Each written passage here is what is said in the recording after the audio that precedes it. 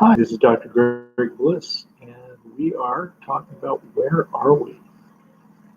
Now, the question of where are we comes up in marriages quite often, but people usually don't think about it in that way. They go, "Well, is what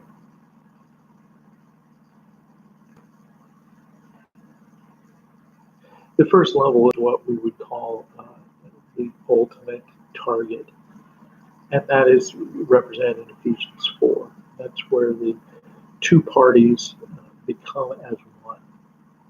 And in this, you have the biblical concept of the echad, you have a visible representation of the nature of the Godhead being made manifest on the earth. And that is the original intent that God had before sin. And that's the place that we're desiring to go. It's the place we call the land of very good, or the place of very good. And to be honest, very few Christian marriages ever obtain that place. So that's a level 5 marriage, and it's where the two concerning gender,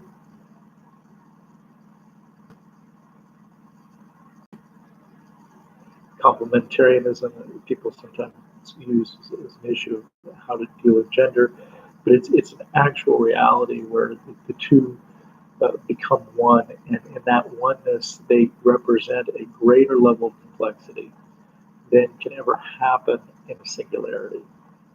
And if you've raised children, you oftentimes know that it's necessary to have that level of complexity.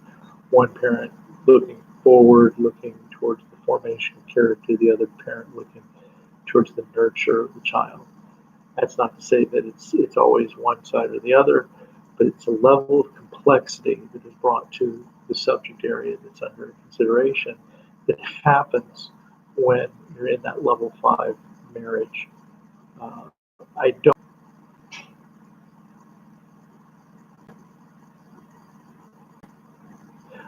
But I haven't, as I said, I haven't seen fivefold ministry functioning in church. I've seen some attempts at it, some mutual submission. I have seen it sometimes in marriages and in my own marriage to some degree. Okay, so then you have a level 4. Level 4 is where you're good friends, and good friends like to be with each other. Um, you have shared hobbies, you have shared interests. The person it's easy to be with. Uh, you just enjoy being with that person. And the person is also aware of where your foibles are, where your pain points are, and they avoid them, or they confront you when you need to be confronted. But what considers to be good friends. And then you have a level 3, which is that you have the same shared values.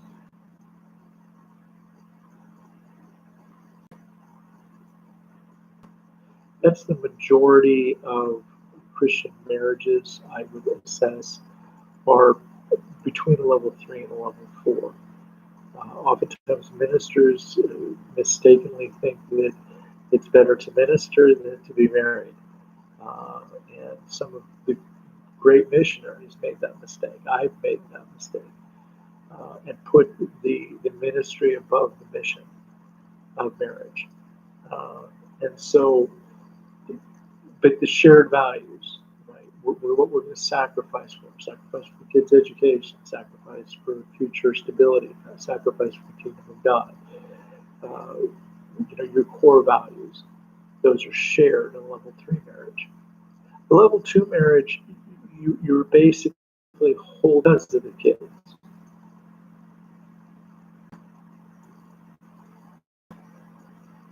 And 3 because of the kids, right? So that's a level 2 marriage. Now, a level 2 marriage is always in jeopardy of becoming a level 1 marriage. And a level 1 marriage is that you don't really know why you're together. And you have a sense that you're pulling apart, you're fragmenting. And that fragmentation is happening rapidly. Uh, that's a level 1 marriage. So we go in and you assess where you are in that spectrum. And you compare the notes between the spouses and between your mentors to kind of assure you this is where we're at. You can't shift 2 levels. You can't go from a level 3 to a level.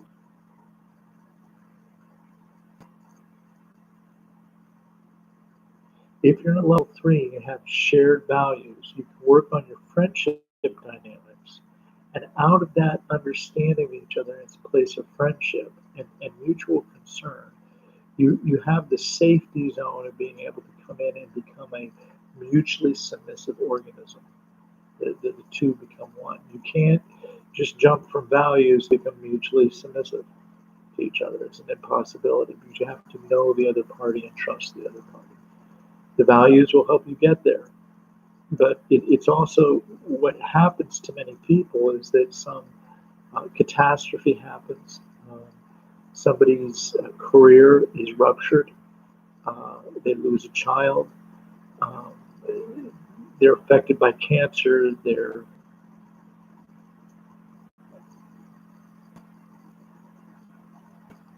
marriage is subject to trying to figure out where are we.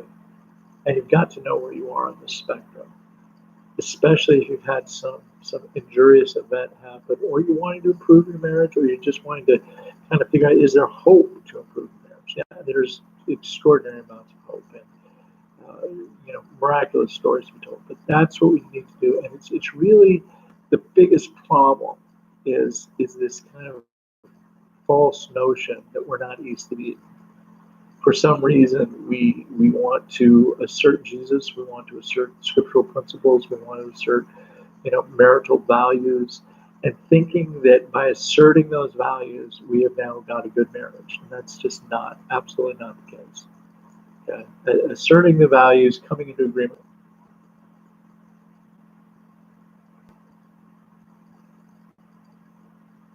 So make an assessment about where your marriage is at, and share it with your host, share it with your mentors, share it with your spouse, and figure out where you're at. Because if you want to move forward, you got to know where you're at now. Thank you, and look forward to the next video.